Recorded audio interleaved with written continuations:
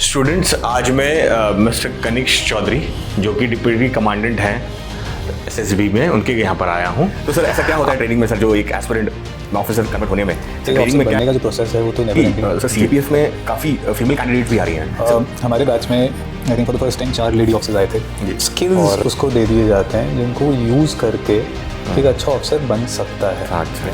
Because only a sound professional can be a good officer. एक mild और balanced view लेते हुए अपने ऑपरेशंस भी करें, इलीगल काम ना होने दें जी, और प्लस किसी को असुविधा ना हो। आज के दौर में सर लोगों में आप देखेंगे काफ़ी डिप्रेशन रहता है।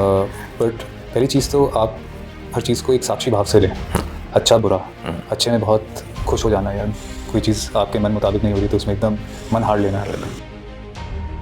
Welcome students, this is the platform of UPSC विद्यालय और मैं आज आप सभी लोगों का स्वागत करता हूं। ये हमारा एक स्पेशल पॉडकास्ट सीरीज है स्टूडेंट्स, और आज हमारे साथ एक स्पेशल गेस्ट हैं जिनका नाम है कनिष्क चौधरी। मैं इनके बारे में अगर आपको बहुत ब्रीफली बता दूं तो ये अभी प्रेजेंट में as a deputy commandant serve कर रहे हैं एसएसबी में। तो sir, welcome to the show.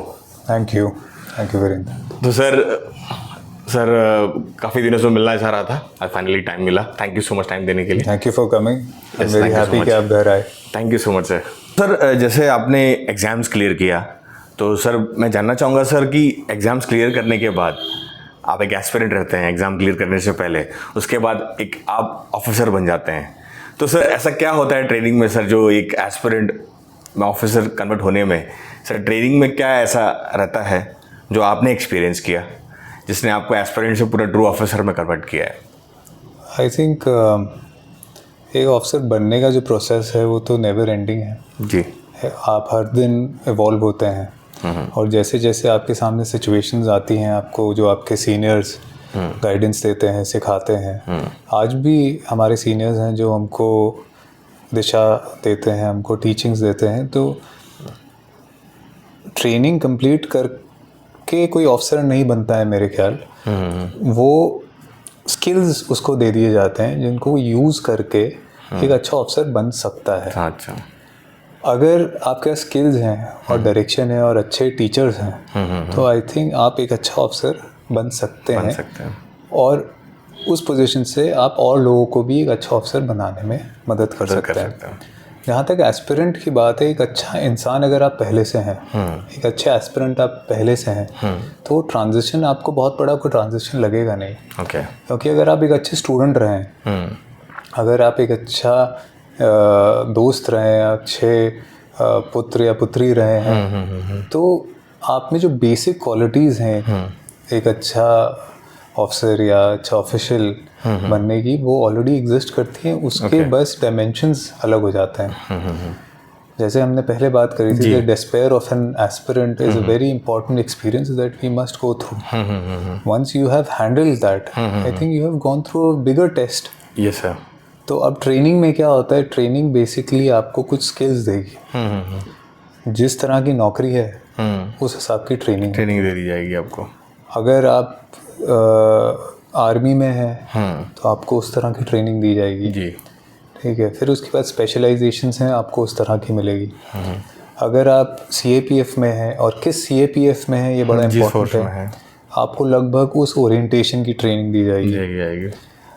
आप अगर सिविल सर्विसेज में हैं तो आपको उस तरह की ट्रेनिंग मिलेगी। अगर आप अकाउंट्स टाइप की नौकरी में तो वहाँ की ट्रेनिंग मिलेगी। बट आपका बेसिक रोल ये है कि आप उसको विद अटमोस्ट ऑनेस्टी उस स्किल सेट को सीख लें।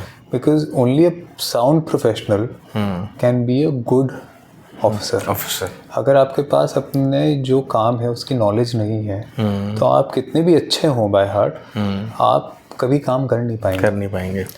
To perform, you have to know the skills. Now, when you join CAPF की हम बात करते हैं, क्योंकि आपका जो सीरीज है वो CAPF पे है। आपकी ट्रेनिंग जो होगी वो that depends on the nature of the force, उसकी ड्यूटीज़ क्या है।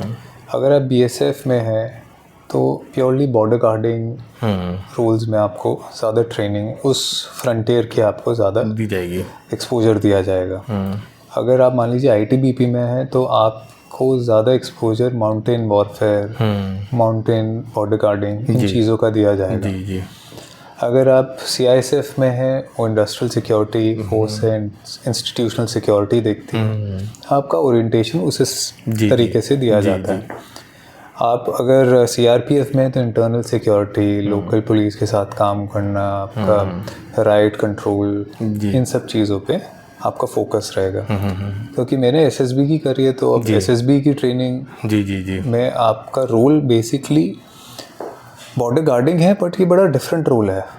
डिफरेंट रोल इसलिए है क्योंकि ये 2 बॉर्डर एक तो ओपन है और कोई फेंसिंग नहीं है, बिल्कुल, कोई वीज़ा रिक्वायरमेंट नहीं है लोगों को, मतलब इन 2 देशों फ्री मूवमेंट रिजिम है, लोगों को आना जाना है, तो वीज़ा रिक्वायरमेंट नहीं है। और सबसे बड़ी बात, ये फ्रेंडली नेशंस हैं, तो आपका यहाँ पे जो रोल है वो बड़ा क्रिटिकल इसलिए हो जाता है क्योंकि फ्रेंडली रिलेशंस और मेंटेनिंग सिक्योरिटी में एक बहुत ही टाइट रोप वॉक है जी।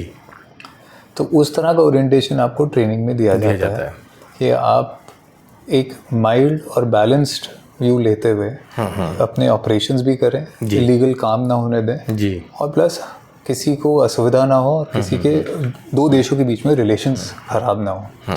तो that ways I think SSB has a very very interesting job profile amongst the other CAPFs. Nothing to take away from their expertise and the uniqueness, but SSB का ये human force होने का एक बड़ा interesting side है।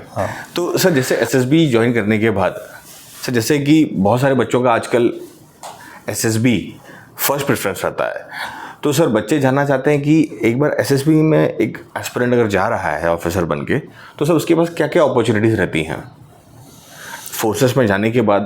क्या diverse opportunities एक aspirant को मिलती है सर? एक्चुअली अब इसका जवाब भी इस फोर्स के रूल से है।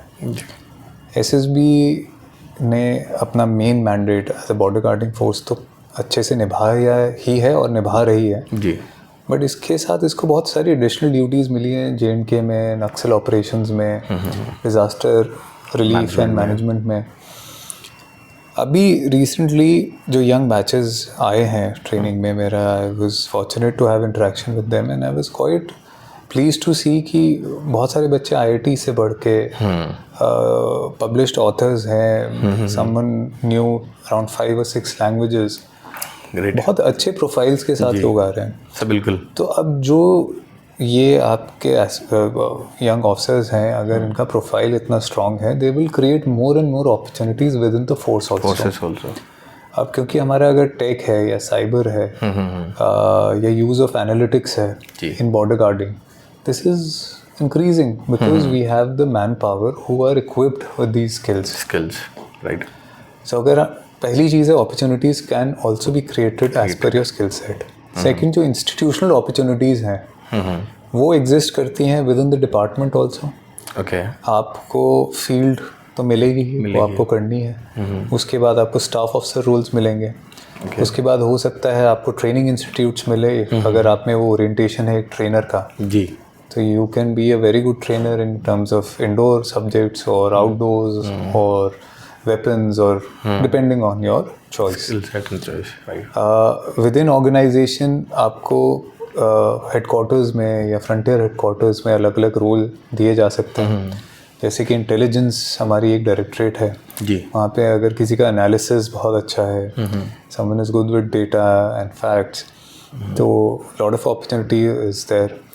There are people who are good with computers, तो उन्होंने बहुत सारे सॉफ्टवेयर्स एंड एप्लीकेशंस बनाए हैं। सो ऐसा नहीं है कि अगर आप इंजीनियर हैं तो आपके जो वहाँ स्किल सेट है वो आप यूटिलाइज नहीं कर पाएंगे। आप उसको एक बहुत ही स्ट्रक्चर्ड तरीके से और बहुत सारे लोगों के बेनिफिट के लिए यूज़ कर पाएंगे। एंड आई थिंक ये within the organisation opportunities हैं।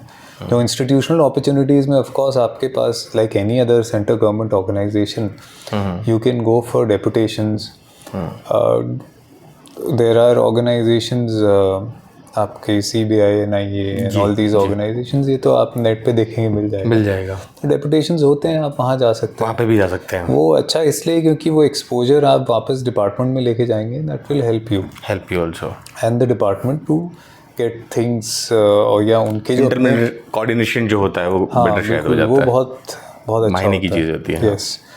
उसके बाद यूएन का एक अच्छा एक्सपोजर है, आप UN का भी है। डिप्लॉयमेंट में जा सकते हैं, मिशंस हैं, उन मिशंस में जा यूएन सकते मिशंस, हैं। यूएन लेड मिशंस में जो कुछ स्टेट्स हैं, जैसे हमारे कुछ सीनियर्स हैं या कलीग्स हैं, they have gone in the local police where there are disturbances, Orissa में, बंगाल में, असम में, जी जी, so they play a different role there. But I think CAPFs, in my view, are the organizations which give you a lot of flexibility. Flexibility also. आपको एक armed force बनने का, उस तरह काम करने का भी मौका देगा। आपको ये रिसर्च एनालिसिस में भी मौका देगा। आपको डिज़ास्टर में काम करने का मौका देगा। दी अपॉर्चुनिटीज़ आर एम्पल। अच्छा, ब्रॉड बेस्ड है काफ़ी। CAPF में काफ़ी फीमेल कैंडिडेट्स भी आ रही हैं। सब पहले क्या होता था कि CAPF के बारे में लोग जानते नहीं थे, तो CAC एग्ज़ाम दिखता था। बट सर अभी लेटली CAPF के प्रति भी बहुत रुझाव आया है, और मैंने देखा है कि सर बहुत सारी फीमेल कैंडिडेट्स भी CAPF में आना चाहते हैं और कुछ अच्छा करना चाहते हैं। तो सर फीमेल कैंडिडेट्स का मैंने देखा कि UPSC का भी जोर है, सरकार का भी जोर है फीमेल कैंडिडेट्स को लाने में। तो सर अभी फ़िलहाल अगर कोई फीमेल कैंडिडेट अगर CAPF में आना चाहती है, खास करके SSBs में, तो सर क्या अपॉर्चुनिटीज़ रहती हैं और वो अपना कैरियर किस तरीके से देख सकते हैं ऐसे आर्म फोर्सेस में? हमारे बैच में I think for the first time 4 lady officers आए थे जी, और all 4 of them are excellent officers during the training and after the training in performance of their duties, दोनों में they have performed I would say at par और even better than their male counterparts. महिला officers में एक additional skill set होता है, एक understanding होती है जो कई बार लैकिंग होती है, specially when you reach in a mid और a higher decision making process. वो एलिमेंट अगर आपके पास है, आपके मीटिंग्स में, आपके डिस्कशंस एंड डिसीजंस में, your organisation will head towards a better operational या जो भी उसका रोल है उसको बेटर निभा पाएगा। विमेन ऑफिसर्स को क्या एक्सपेक्ट करना चाहिए is something which any male officer should expect okay, in training और in the job service also. I have one female colleague who used to perform better than men during the training in physical. सुनने में unbelievable लगेगा कि यार physically मतलब there are physiological and biological limitations, but she was conditioned in a way that she was able to perform every task better than many male trainee officers. And I think that brings us back to your initial question of health, because when you're preparing and you are not very attentive towards your health, you will suffer when you join the force. Because वहाँ आपको इतना time नहीं देंगे कि आप wait कम कर रहे हैं, अब आप उस कंडीशनिंग में जाएँ, आपकी ट्रेनिंग डे 1 से शुरू हो जाती है। अब उसमें प्रॉब्लम क्या होती है, इधर यू विल इंजर योरसेल्फ। कई बार इंजरीज इतनी सीरियस हो जाती हैं that you are not able to complete the training. तो आपकी जितना मेहनत, जितना परिश्रम आपने अभी तक किया है यहाँ तक आने के लिए, वो सब खत्म हो जाता है, and it ends at a very bitter note. हमारे भी कुछ बैचमेट्स हैं who suffered some bad injuries, not because they were not physically conditioned, but accident है, कहीं पे भी हो सकता है। तो आप बेटर फिजिकल कंडीशनिंग से एटलीस्ट ये इंश्योर करेंगे कि उस वजह से वो एक्सीडेंट ना हो। दूसरा, अगर इंजरी होती है तो आपकी ट्रेनिंग डिले होगी, आपको शायद 6 महीने बाद फिर आना पड़े, आपको पूरा कोर्स फिर रिपीट करना पड़े। To avoid that it is better to be in a conditioned way. तो जो महिलाएं ट्रेनिंग के लिए जाना चाहती हैं, वो पढ़ाई के साथ साथ अपनी कंडीशनिंग पे भी थोड़ा बहुत ध्यान दें। मेनली आपकी स्ट्रेंथ, फ्लेक्सिबिलिटी, ये सब चीज़ें हैं which will help you. I am not asking you to start training as these organisations and forces do, but basic level की फिटनेस जो स्कूल में हमको दे दी जाती है, स्पोर्ट्स से है, वो अगर रखते हैं तो I don't think so there is any problem. जहाँ तक करियर अपॉर्चुनिटीज़ का सवाल है, विमेन एंगेजमेंट टीम्स यूएन में एक स्पेशल जाती है। यूएन मिशंस में। यस, तो वहाँ पे विमेन ऑफिसर्स, विमेन कंटिजेंट को ही भेजा जाता है। One of my batchmate, she has gone there twice I think in this mere 10 years of career, and she has done wonderful work there. Nice. She's got commendations and everything. I think she was in Uganda या कहाँ पे थी, I don't recall. Sudan में थी. So the discussions that I've had with her, you get very good exposure and you see the culture and the grassroots of the other countries and, also. and you realize that how good this country and things kind of exposure one gets while going on the ground in other countries. वो exposure है, then in the training it helps, क्योंकि women constables बहुत हैं. अगर उनके पास एक दिखता है कि एक women officer है, it is very inspiring for them also. उनको लगता है कि अगर ये कर रही हैं तो हम भी कर सकते हैं. जो उनके कुछ ऐसे issues हैं जो शायद मेल ऑफिसर्स नहीं डील कर पाएंगे या उनकी अंडरस्टैंडिंग नहीं है, वो बेटर डील कर पाएंगे. That eventually results into greater job satisfaction for women officials, which translates into better performances and output for the organization.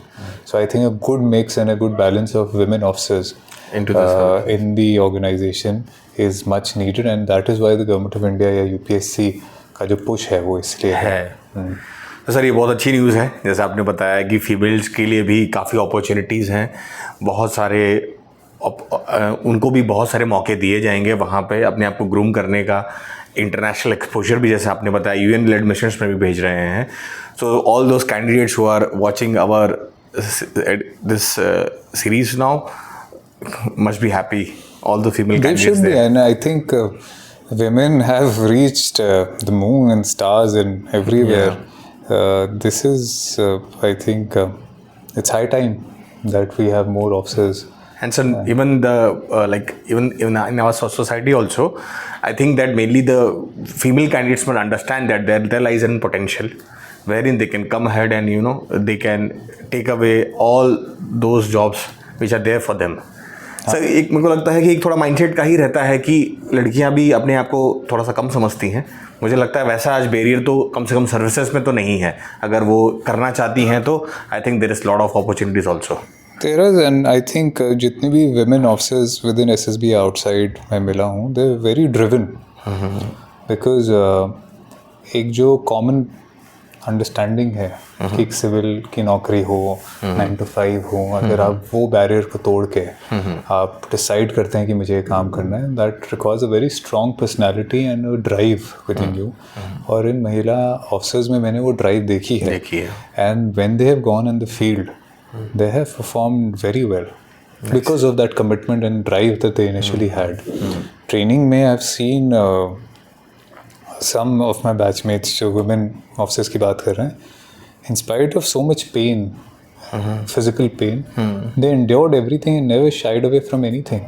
Nice. And that was an inspiration for us also. Right. So all those female candidates watching this episode must understand the potential. And sir ऐसा है कि अभी sir CAC जैसे आपको पता होगा civil services का exam होता है, उसके बारे में तो काफ़ी नॉलेज है, पर सर CAPF के नॉलेज में काफ़ी गैप आ जाता है. शायद सर बहुत सारे आर्म फोर्स ऑफिसर सर वैसे इंटरेक्शन ज़्यादा शायद पब्लिक से रहता नहीं है, और वो लोग ज़्यादा अवेलेबल जो एसएम कमांडेंट है बेसिकली उनके सर इतने ज़्यादा पॉडकास्ट है नहीं मार्केट में. तो सर लोगों को CAPF के बारे में बहुत ही ज़्यादा गैप रहता है. तो सर आपने जैसा बताया कि कितना ब्रॉड बेस्ड है, शायद मुझे लगता है कि ये पहली दफ़ा ही बहुत लोगों को फर्स्ट टाइम पता चल रहा होगा. और सर जैसे मैं ये भी जानना चाहूँगा सर, जैसे कि अभी बहुत सारे बच्चे इंटरव्यूज़ में जाते हैं CAPF के, तो सर उनको हमेशा एक सेल्फ डाउट रहता है कि what should be the right approach. मैं ऑफिसर्स का इंटरव्यू देने जा रहा हूँ, तो सर बहुत बच्चों में कन्फ्यूजन रहता है कि मुझे अपने पर्सनैलिटी को किस तरीके से कैरी करना है, क्या मुझे अटायर सबसे बेस्ट रहेगा. तो और सर बहुत लोगों का ये रहता है कि मैं जब जा रहा हूँ तो बहुत ही जो मेजर चैलेंजेस है उसमें मुझे अपना एक पर्सपेक्टिव लेना है. तो सर एक right perspective as an aspirant interviews में क्या रहेगा सर? मतलब जब भी आप कोई जवाब दें अपने इंटरव्यूज़ में, तो सर उसमें हमें क्या एक दो चीज़ें मुख्य देखनी चाहिए सर्विस के रिक्वायरमेंट को देखते हुए? आई थिंक इंटरव्यू गाइडेंस एक अपने आप में सब्जेक्ट है और बहुत सारे एक्सपर्ट्स इस फील्ड में ऑलरेडी स्टूडेंट्स को गाइड करने के लिए हैं. जी. So I don't think I'm qualified enough to guide on those aspects. Okay. But generally मैं इंटरव्यू को मानूंगा कि वो एक बातचीत ही है किसी के साथ. Novel interaction. आप उस इंटरेक्शन को एज एन इंटरेक्शन लेके जाएं तो आई थिंक आप बेटर इंटरव्यू कर पाएंगे. सर कम्युनिकेटिव रहें, थोड़ा सा ऑनेस्ट रहें. कपड़े आप वो पहने जो कि डिसेंट हों और आप जिसमें कंफर्टेबल हों. जस्ट बिकॉज कि कोई कलर कॉम्बिनेशन चल रहे हैं या ऐसा बताया गया है, जी जी, ज़रूरी नहीं है. वो हो सकता है एक इनिशियल व्यू आपका दे दे या हो, बट जहाँ तक आपके कपड़े डिसेंट हैं, आप वेल ग्रूम्ड हैं जी, अपीयरेंस वाइज वो चल जाता है. And UPSC is a remarkable institution. बिल्कुल. आप मतलब यू कैन नॉट जज कि इन पैरामीटर्स पे वो लोग बहुत ज़्यादा तवज्जो देंगे बिकॉज उनके लिए मेन है the personality and the content that person carries in the board. दूसरी चीज़, अब सवाल जवाब की जहाँ तक बात आती है, अगर आप first stage of the exam versus second stage of the exam में भी देखेंगे तो बेसिक चीज़ ये है कि आपको समझना है कि सवाल क्या है. हम सब लोग इतना जल्दी में होते हैं जवाब देने के जी, क्योंकि हमें लगता है कि जितना जल्दी दे दूंगा पहली चीज़ तो वो अच्छा होगा, दूसरा ही ख़त्म होगा. ठीक है, ये एग्ज़ाम में भी होता है जी. आप देखोगे कि जब महाभारत शुरू हो रहा था तो कृष्ण अर्जुन को वो युद्ध शुरू होने से पहले बीच में लेके जाते हैं रथ में और वो एक एक जो उनके ओपोनेंट हैं उनको दिखाते हैं. उसको आप ऐसे भी सिग्निफाई कर सकते हैं कि जिन चीज़ों को आपको फेस करना है पहले आप उनको आइडेंटिफाई कर लें, उनको समझ लें. जब आप उनको समझ पाएंगे तो आप उनको बेटर फेस कर पाएंगे. बिल्कुल. इसलिए शायद बहुत सारे टीचर्स ये भी कहते हैं कि सिलेबस को बार बार पढ़ें. और कुछ नहीं है, वो यही है कि आपके ओपोनेंट्स क्या हैं, वो क्या चाहते हैं जी, और आप उनको कैसे हैंडल करेंगे. बिल्कुल.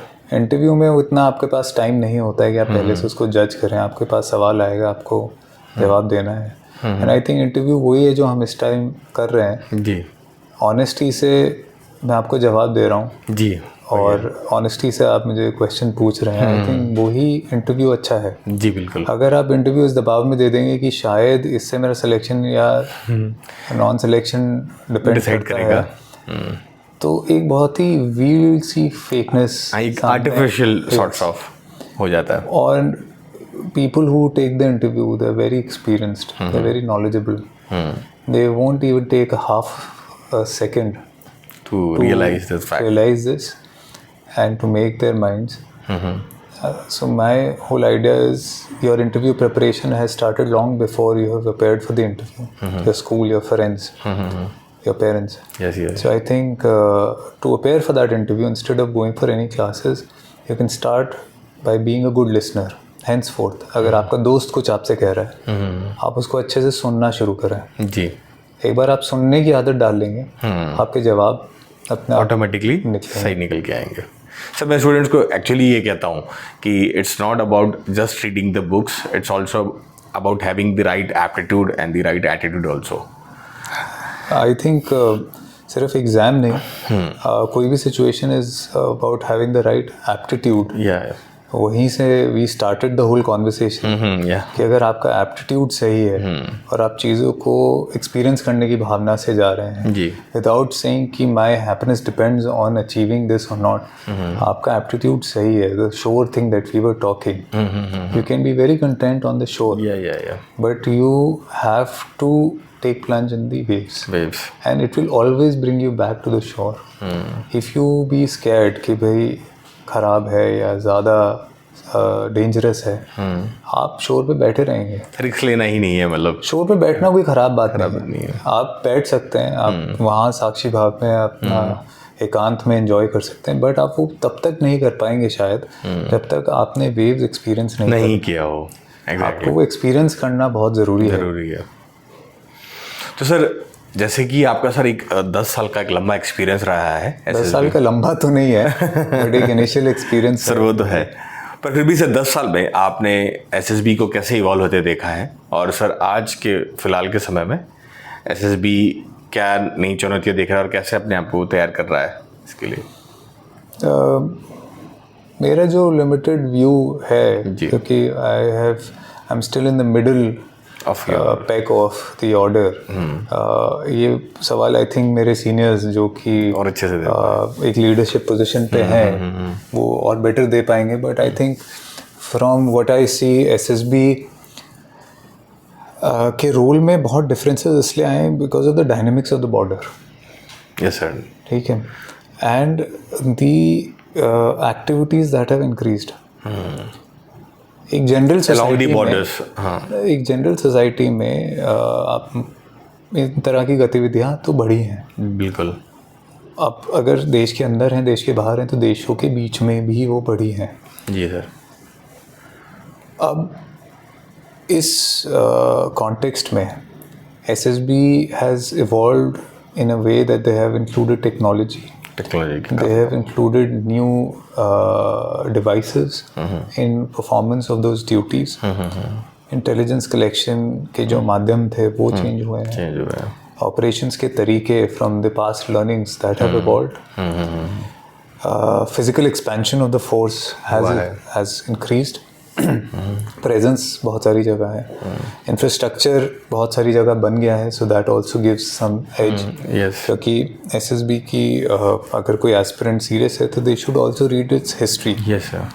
It has one of the most interesting histories amongst all the forces, और जब आप वो पढ़ेंगे देन यू विल रियलाइज कि ये फोर्स ऐसी क्यों है जैसी वो आज है।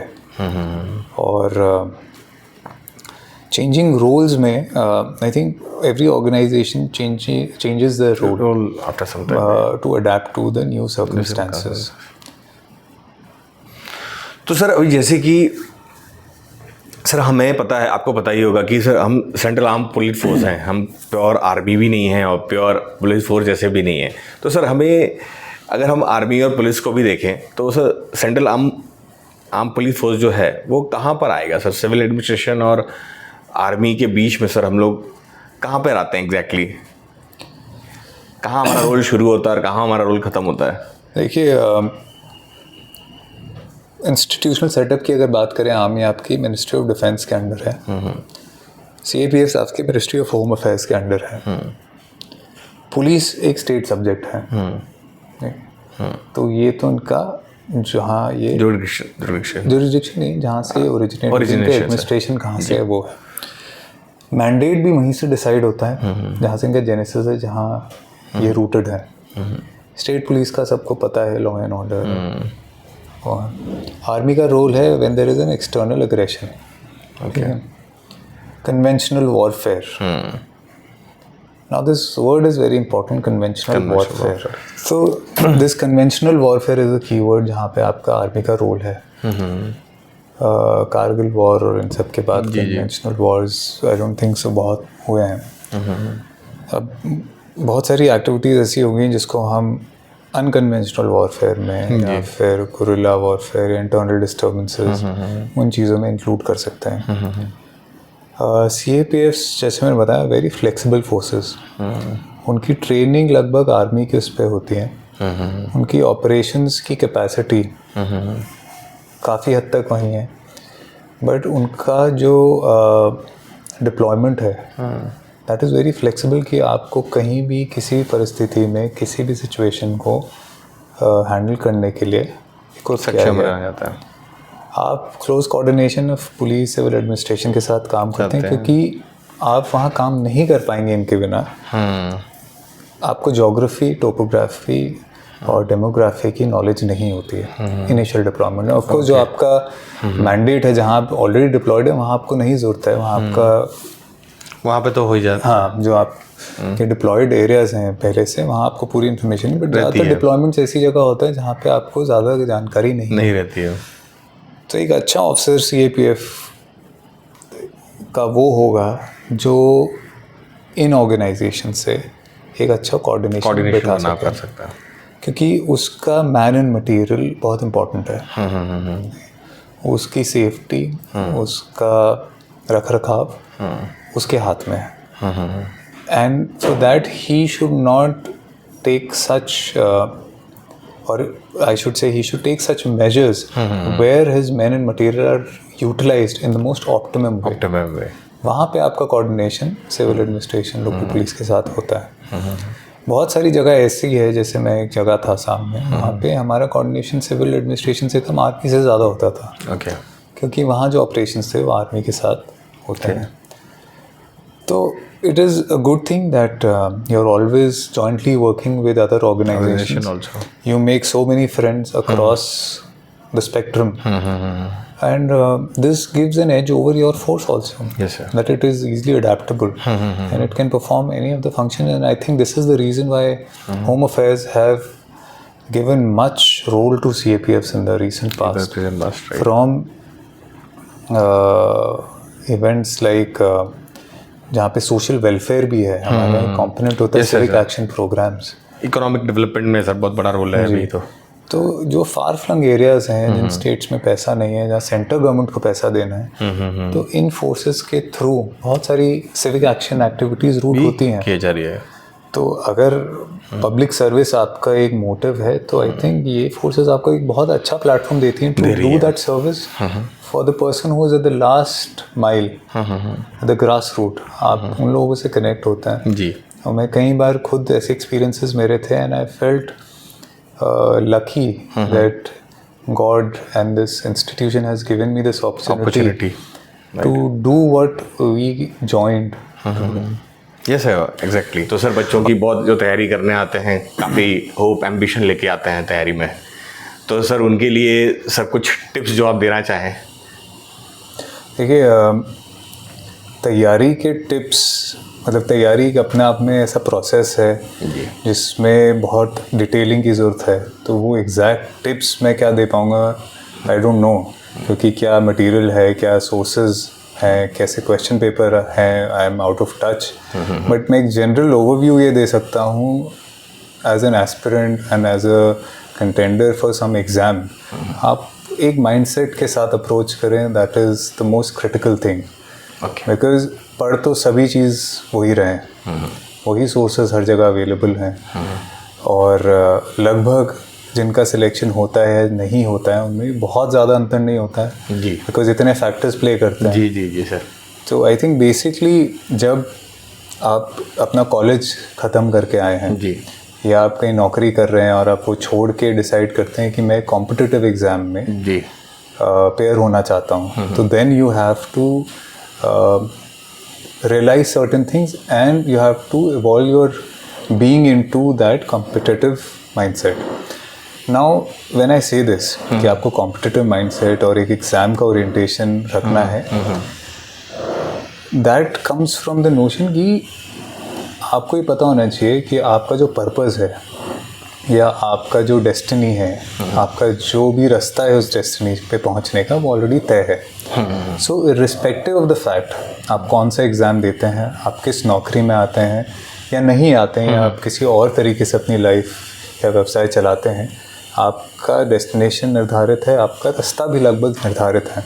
तो इसको इतना बड़ा एक इवेंट नहीं बनाना है, इट इज़ अ प्रोसेस जिसको आप एंजॉय करें। जी, कई बार हम लोग अपनी आइडेंटिटी को या तो उस एग्ज़ाम से के क्लियर करने या असफल होने पे या उस पोजीशन से, उस नौकरी से लगा लेते हैं। ये आई थिंक सबसे बड़ा मिथ है जो हम अपने लिए क्रिएट करते हैं। We live in a bubble.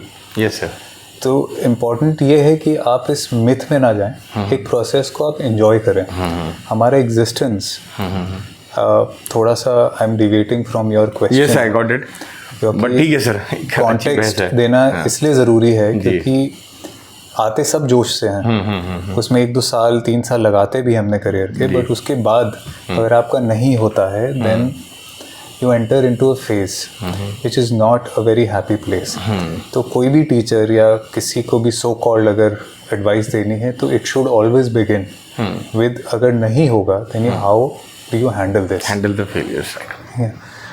And sir, coming to the like you mentioned कि कई बार हमें यहाँ पे जब आते हैं हम, तो हमें एक बहुत ही ओपन माइंडसेट लेके आना चाहिए और हमें यहाँ पे आके अपने आप को इवॉल्व करना चाहिए।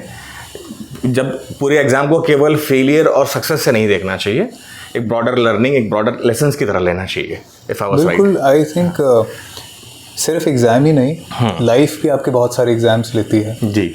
आपके बचपन में कुछ चीज़ें हुई होंगी, आपके कॉलेज लाइफ में कुछ होगा, आगे भी आई थिंक बहुत सारी ऐसी चीज़ें होंगी।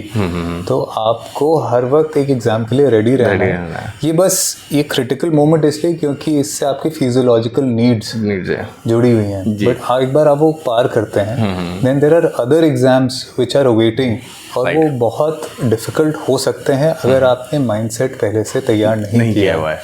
आपका एग्जिस्टेंस, एक बड़ा इंटरेस्टिंग फैक्ट है कि हम लोग बने हैं उन्हीं एलिमेंट से। आपका हाइड्रोजन, कार्बन, ऑक्सीजन, यही एलिमेंट्स पूरे दुनिया में, पूरे यूनिवर्स में हैं। But you are a human being, आपके अंदर एक चेतना है जी। बिल्कुल, उसका एक रीज़न है। आपका एग्जिस्टेंस, हम लोग कई बार इस एग्जिस्टेंस को बहुत ही माइल्डली और लाइटली ले लेते हैं कि हाँ ठीक है, चल रहा है, द फैक्ट कि आप उठ के बढ़ पा रहे हैं, देख पा रहे हैं, चल पा रहे हैं, you should be grateful with that, and with that thought, with that gratefulness, अगर आप कोई भी एग्जाम अप्रोच करेंगे, हो ना हो, you will be a happy person at the end. Sir, that what really matters, happiness matters. Sir, मैं समझ गया आपके बोलने का। मेरे ख्याल में अब ये कहना चाह रहे हैं कि एक ब्रॉडर माइंडसेट लेके आना चाहिए। लाइफ एक बहुत बड़ा लेसन है।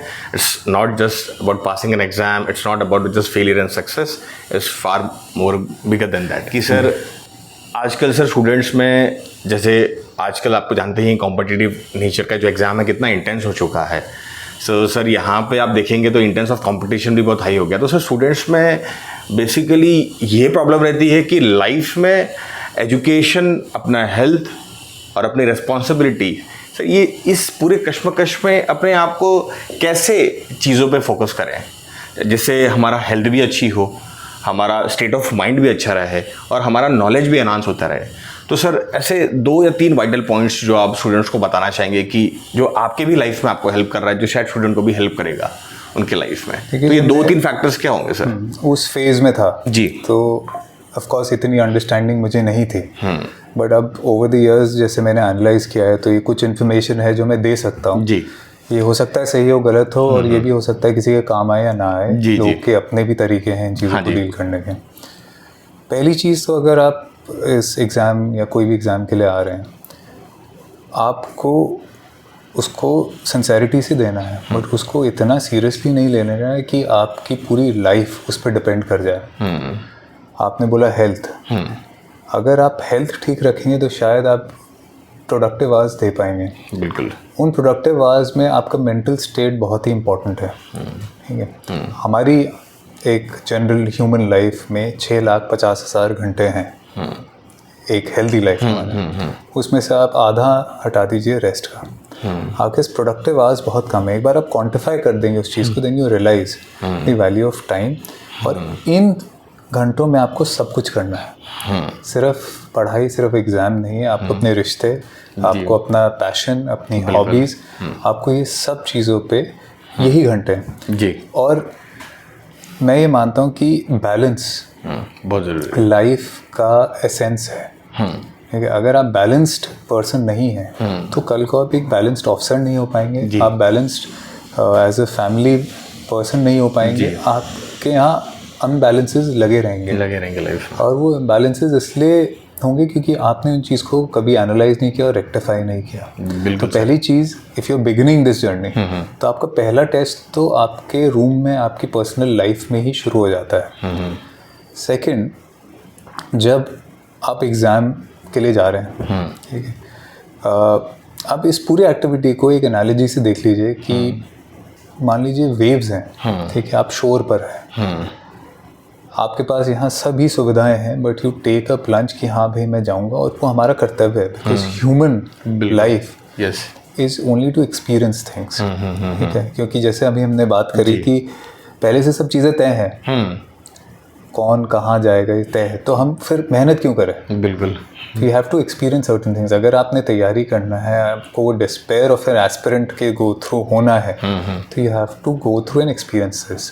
Yes sir. तो इसलिए शायद हमको बोलते हैं कि मनुष्य में भावनाएं हैं, हम भावुक इंसान, क्योंकि ये भाव हैं जो हम एक्सपीरियंस करवा रहेगा। तो एज अ स्टूडेंट बेस्ट भाव यही हो सकता है, एज अ ह्यूमन बीइंग साक्षी भाव आप रखें, you let things come, don't get disturbed by it. Yes sir.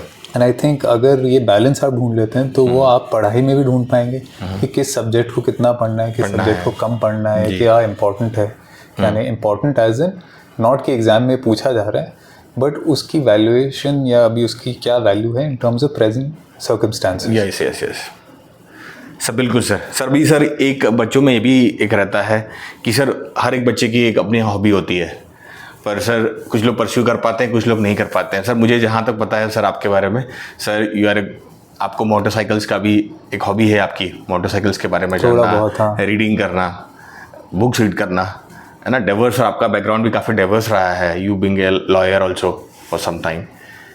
तो सर आप गिटार भी बजाते हैं तो सर बहुत थोड़ा बट सर ठीक है, फिर भी सर आप जैसे सिक्योरिटी सर्विसेज का कितना रिक्वायरमेंट रहता है, कितना कंपल्शन रहता है सर आपको अपने जूनियर्स, है ना, सीनियर्स ऑफिशियल्स और बाकी इतने काम होते हैं, इतना इंटेंस वर्क का डिमांड रहता है। तो सर इस सब चीज़ों में सर आप अपने हॉबी के लिए कैसे टाइम निकाल पाते हैं और कितना टाइम निकाल पाते हैं दिन में या वीकली या मंथली?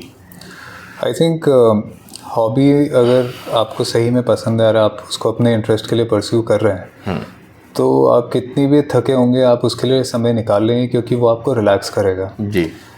जस्ट बिकॉज लोग हॉबी फॉलो करते हैं ज़रूरी नहीं कि आपको हॉबी की ज़रूरत है या आपको बनानी चाहिए, उस तरह की हॉबी बनानी चाहिए, क्योंकि we as humans are basically creative people. अगर हम क्रिएट नहीं करेंगे तो हम लोग अंदर से खुश नहीं रह पाएंगे। बिल्कुल। प्रॉब्लम क्या है कि अगर हम किसी को गिटार बजाता देख लें या किसी को कुछ गाता देख लें या कुछ स्पोर्ट्स खेलते देख लें तो हम में ये अपेक्षा होती है कि मैं भी इन्हीं तरह के हॉबीज़ फॉलो करूँगा। तो पहले तो आप ये डिफ़ाइन कर लें कि आपको खुशी किससे मिलती है। बिल्कुल। अगर उस चीज़ को करके खुशी मिल रही है तो वही आपकी हॉबी है, you can find your own niche. And once that happens I think time is immaterial, क्योंकि आप बिजी शेड्यूल के बीच में भी वो करके आप खुश हो जाएंगे। बिल्कुल। और मेरे साथ क्या है, there are too many hobbies. Okay, this is also one of the issues, right. जो कई लोग मतलब दे में फेस इश्यूज कि आप समय नहीं दे पा रहे हैं हर चीज़ को। बट आई थिंक मेरी hobbies are more of an experiential thing than attaining some excellence in one thing, क्योंकि आप चीज़ों को बेहतर समझ सकते हैं अगर आपके पास हर जो एक्टिविटी है, हॉबी है, उसका थोड़ा थोड़ा ज्ञान है, आपने वो एक्सपीरियंस किया है, then you have a holistic view over things. Right. तो sir like as you mention कि हॉबीज़ वैसी होनी चाहिए जो हमें, मतलब आपकी मल्टीपल हॉबीज़ हैं, तो सर जैसे कि बीइंग ए स्टूडेंट भी आपने काफ़ी रीड किया होगा। अभी सर अभी जैसे बहुत सारे एस्पिरेंट्स का ये रहता है कि सर हमें डिफेंस में जाना, डिफेंस के मटेरियल पढ़ना, डिफेंस रिलेटेड बुक्स पढ़ना, हॉबीज़ रहती है, डिफेंस के बारे में जानना चाहते हैं, सिक्योरिटी सर्विस के बारे में जानना चाहते हैं। तो सर ऐसा कोई अच्छा बुक हो, पब्लिश किया हो लेटली किसी ऑथर ने, जो आप सजेस्ट करना चाहेंगे, जो डिफेंस एस्पिरेंट्स के लिए सर कोई एक अच्छी सी बुक, जिससे जो डिफरेंट एस्पेक्ट्स है, जो डिफेंस आज कैसे डिफेंस चेंज हो रहा है, सर्विस जो हमारे देश में, क्या अपकमिंग सब चैलेंजेस हैं, और सर और डिफेंस एस्पिरेंट जो ऐसी चीज़ों के बारे में काफ़ी रुचि रखते हैं, जानना चाहते हैं, तो कोई ऐसा एक बुक सजेस्ट करना चाहेंगे आप? मैंने बहुत डिटेल स्टडी तो नहीं करी है इन इश्यूज़ पे, क्योंकि अभी जो मैं पढ़ता हूँ बहुत ही डाइवर्स रेंज ऑफ बुक्स है। बट IDSA के कुछ पेपर्स हैं जो हम लोग कभी कभार रेफ़र करते हैं फॉर ओन रीडिंग्स। तो I think they are very good papers, वो आप पढ़ सकते हैं। They are very iconic books that have been written, Himalayan blunder वगैरह है, या BN मलिक सर की कुछ बुक्स हैं। They give you a broader context of the theatre of different frontiers that India have, जो हमारे बॉर्डर्स के डिस्टर्ब्ड एरियाज हैं या इशूज़ हैं, अगर आप उनको डिटेल में समझना चाहते हैं तो they are very authoritative books like these. I think you can begin with IDSA, and आजकल इंटरनेट का ज़माना है, आप IDSA, यस सर, तो आप उन वेबसाइट से शुरू कर सकते हैं। सर जैसे कि आज के दौर में सर लोगों में आप देखेंगे काफ़ी डिप्रेशन रहता है सर। लोग अपनी 9 to 5 की नौकरियों में, है ना, अपने फैमिली को टाइम नहीं दे पा रहे हैं, अपने पर्सनल लाइफ को, अपने पर्सनल केयर को टाइम नहीं दे पा रहे हैं सर। आज की डिप्रेशन से बहुत सारे लोग सर एक्सट्रीम स्टेप्स भी ले रहे हैं। तो सर जैसे being an officer, having known so much after reading so much, है ना, क्या वो 2-3 चीज़ें हैं जो आप कैंडिडेट्स को बताना चाहेंगे, जो मेरे को लगता है कि उनको not just educationally wise but sir physically भी और स्पिरिचुअली भी उन लोगों को अपलिफ्ट करें? ऐसे 2-3 चीज़ें जो एक हैबिट हो सकती है जो वो अपने लाइफस्टाइल में इनकलकेट करें, ये 2-3 सी चीज़ें क्या होंगी सर वो? जो चीज़ें मैंने ट्राई करी हैं मैं वो बता सकता हूँ जी। मतलब आई थिंक और भी बेटर तरीके हो सकते हैं जी। बट पहली चीज़ तो आप हर चीज़ को एक साक्षी भाव से लें। अच्छा बुरा, अच्छे में बहुत खुश हो जाना है या कोई चीज़ आपके मन मुताबिक नहीं हो रही तो उसमें एकदम मन हार लेना है, ये एक बहुत ही अनबैलेंस्ड अप्रोच है and it will pull you apart in different directions at different times. तो स्थिरता आपको एक लाने की ज़रूरत है, बिकॉज आप हमारे तो कल्चर में भी है कि एवरीथिंग इज़ प्री डेस्टिन्ड और आपका जन्म बार बार अगर होता है तो कुछ चीज़ें पूरा करने के लिए हैं। तो आई थिंक आप उन चीज़ों को एक्सपीरियंस करें, आप अपना काम करते रहें जिसको हमने निष्काम कर्म बोला है। डिप्रेशन की जहाँ तक बात है, हमको ये चीज़ समझनी चाहिए कि डिप्रेशन को हम ऐसा मान लेते हैं कि बहुत नेगेटिव चीज़ है या नहीं होनी चाहिए। डिप्रेशन भी एक तरह का इमोशन है, it's a prolonged condition which should be avoided but it is there and we should acknowledge it. और अगर आपने एक्नॉलेज कर दिया तो पहला level of addressing the issue has been taken. अगर आप उसको एड्रेस ही नहीं कर रहे हैं तो आप उसको ठीक नहीं कर पाएंगे। आप मैं कोई भी फिज़िकल कैपेसिटी में अलग हैं। शायद मैं इतना दौड़ सकता हूँ, मैं इतना वज़न उठा सकता हूँ, मैं वहाँ चढ़ सकता हूँ, शायद मुझसे ज़्यादा आप कर सकते हैं, ठीक है, आपसे ज़्यादा कोई और कर लेगा। शायद आप एक चीज़ को पढ़ के याद कर सकते हैं, मैं 2 बार पढ़ के याद कर सकता हूँ, शायद किसी को और समय लगे जी। ऐसे ही आदमी का मन है। हम ये नहीं मान सकते कि हर आदमी का मनोबल या मन की स्थिति या उसका स्पिरिचुअल स्ट्रेंथ एक जैसी है। सब अलग अलग लेवल्स पे हैं। अगर कोई इस चीज़ के थ्रू जा रहा है तो हमको ये समझना है कि उसका वो अभी लेवल नहीं है। और जैसे जब हम दौड़ते हैं, एक्सरसाइज करते हैं या पढ़ते हैं तो साथी की मदद करते हैं, we have to enable that person to build that strength. जब आप अपने मन की शक्ति और अपने स्पिरिचुअल स्ट्रेंथनिंग करते हैं, आई थिंक डिप्रेशन जैसी चीज़ें कम होती हैं। सेकेंड चीज़, दुविधाएं सबकी जीवन में आती हैं, मेरे भी आई हैं, आपके भी आएंगे।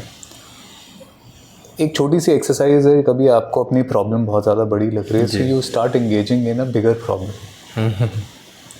Which is affecting the world. मेरे एक दोस्त थे तो he was going through something. I did not have a lot of answers for his problems. Yeah, I told him that you get engaged in serving one NGO wholeheartedly.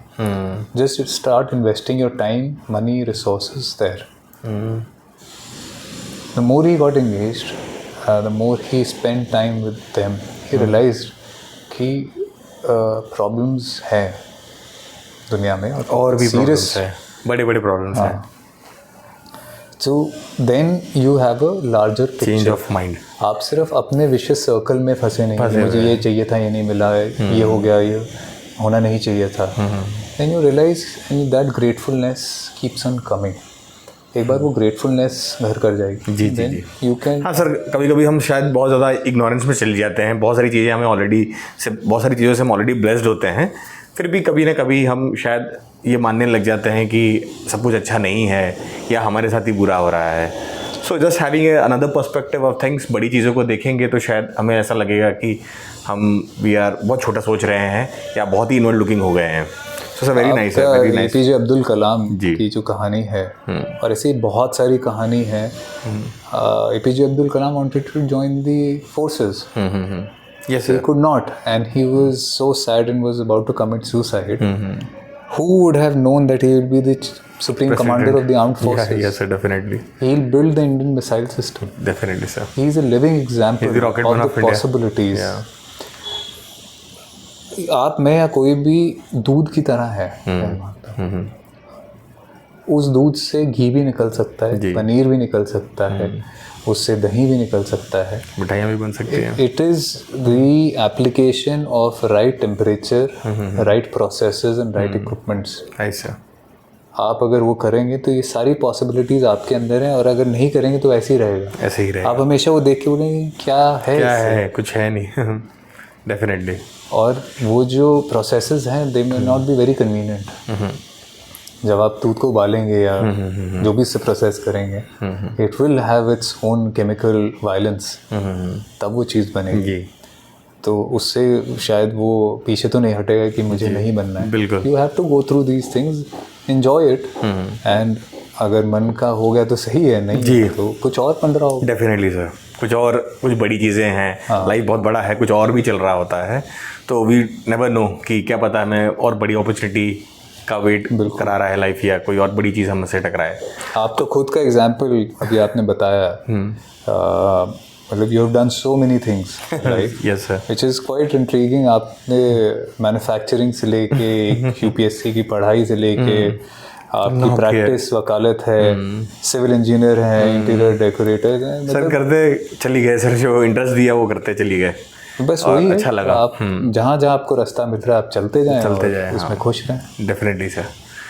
और sir एक जैसे बच्चों के बीच में सर, एक जैसे आपने कहा कि बिना मेहनत के तो सर देखिए कोई चीज़ हाथ लगती नहीं है, हमें ड्राइव होना चाहिए, कुछ करने की इच्छा होनी चाहिए और ट्राई करने का मन भी होना चाहिए। पर सही कई बार सर बच्चे तैयारी में आते हैं, रिपीटेटिव फेलियर्स भी मिलते हैं, तो कई बार सर बच्चे उसके बाद कन्फ्यूजन में रहते हैं कि मैं अब क्या करूं, और रिस्क लूं नहीं लूं। तो सर ये रिस्क टेकिंग पे आप क्या कहना चाहेंगे सर? आप में आई एम वेरी श्योर सर, एक एक्सपीरियंस के साथ आपको पता चल गया कि कब रिस्क लेना चाहिए, कब नहीं लेना चाहिए। तो सर रिस्क कैसे कैलकुलेट करे इंसान अपने लाइफ में, और कितना रिस्क आप मानते हैं कि लेना चाहिए अगर हम कुछ करना चाहते हैं लाइफ में? तो आई थिंक रिस्क की जो डेफिनेशन है that depends on lot of things, कि मेरे पास मेरी फैमिली की, मेरी इकोनॉमिक स्थिति बैकग्राउंड है, हाँ, और मैं कितना उस चीज़ को कितनी शिद्दत से चाहता भी हूँ, मेरी एज मेरे साथ है कि नहीं, बहुत सारे फैक्टर्स हैं। कुछ और पर्सनालिटी भी होती है लोगों की, कुछ लोग जुनूनी होते हैं, वो लगे रहेंगे और वो एंड तक, जब तक उनमें एक आउंस भी एक एफर्ट बचा है, वो उसको करेंगे and they not regretful about it. ऐसे लोगों से अगर आप मिलेंगे, they not regretful, did everything and then they move when it is time to move. अगर आप हमेशा एक चोड़ भाग में लगे रहेंगे, दैट शोज कि अभी आपने फुली कमिट नहीं किया है किसी चीज़ को। जब आपका कमिटमेंट आ जाता है, आपके पास ऑल्टरनेटिव नहीं होता है। ऑफ कोर्स जब आप असफल हुए हैं, आपको एक डिसीजन लेना है, हम सब लेते हैं जी। वो डिसीजन तब होना चाहिए जब आपको कंटेंटमेंट मिल जाए। इसलिए नहीं कि परिस्थितियाँ ऐसी हो गई हैं। आप परिस्थितियों को एड्रेस करने के लिए और काम कर सकते हैं, आप कोई नौकरी ज्वाइन कर लीजिए, बट आप टिके रहेंगे, अपने प्रयास में लगे रहेंगे। आप अपने खर्चे कम कर दें जी, आप अपने पैशंस को थोड़ा सा साइड कर दें। देखो कोई भी चीज़ पाने के लिए शुरू से और अभी तक पहले चाहिए है संकल्प, और जब संकल्प हो जाता है उसके बाद चाहिए दो चीज़ें, प्रयास और त्याग।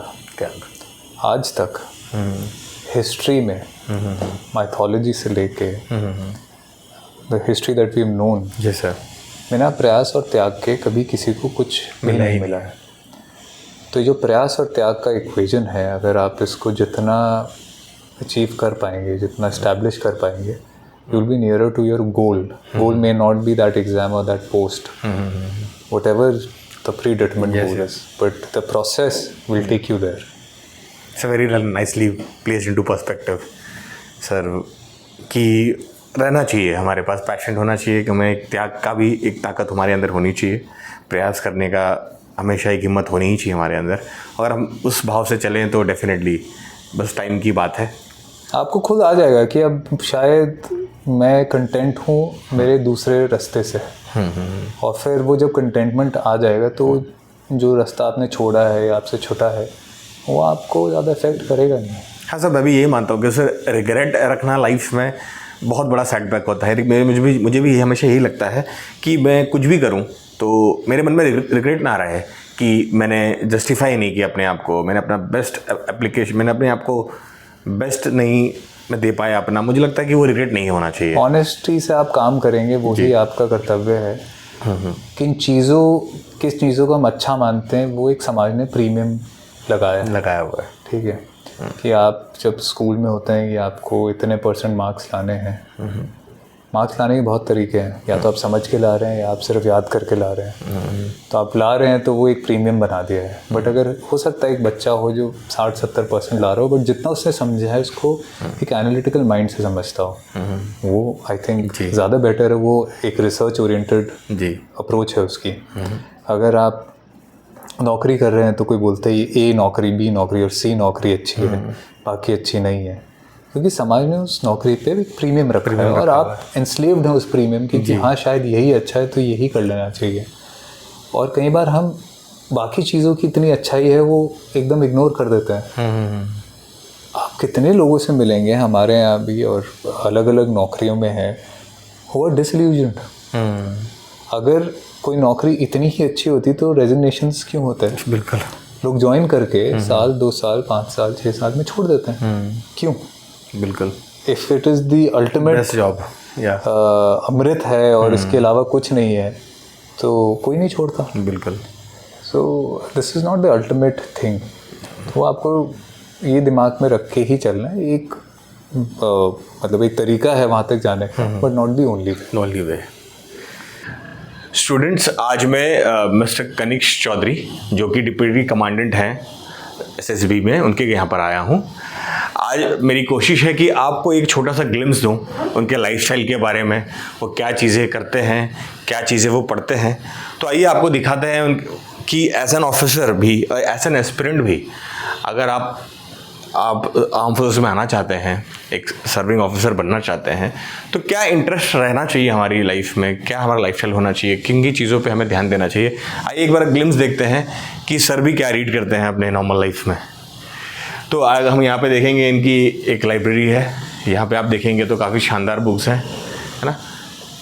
कोई मैं यहाँ पे अगर कुछ बुक्स के नाम रीड करके आपको बताऊँ तो policy maker journal by Kaushik Basu है, the state of the nation by Fali Nariman है, आपको पता ही है वो कितने बड़े जूरिस्ट रहे हैं, the age of surveillance capitalism. तो ऐसे आप देखेंगे कि डिफरेंट एरियाज़ के बुक्स हैं, तो आपको पता चलेगा कि आप जब आप पढ़ते हैं, तैयारी करते हैं, तो कितने डिफरेंट डायमेंशंस में आपको पढ़ाया जाता है। तो देखिए, so sir, thank you so much for giving us your time. It was a pleasure to knowing so much from you, sir, and I am very hopeful that even our students those who are watching right now must gain from your experience. Thank you so much for joining us on our platform. I thank you all on behalf of all our students and our platform. Thank you so much for the time that you have given, for the most pertinent questions. Thank you so much. जो आपने पूछे हैं, and I think the service that you're doing to the students. Thank you so much, sir. क्योंकि अब coaching की दुनिया में बहुत दुकानें हैं, बट अगर कोई अर्नेस्टली बच्चों की मदद करना चाहता है, एस्पिरेंट्स की, तो मैं क्या, मेरे जैसे बहुत सारे लोग will always be more than happy to step forward. Thank you so much. मतलब जितना हमें पता है उतना बता देते हैं। Thank you so much sir, thank you so much for joining us.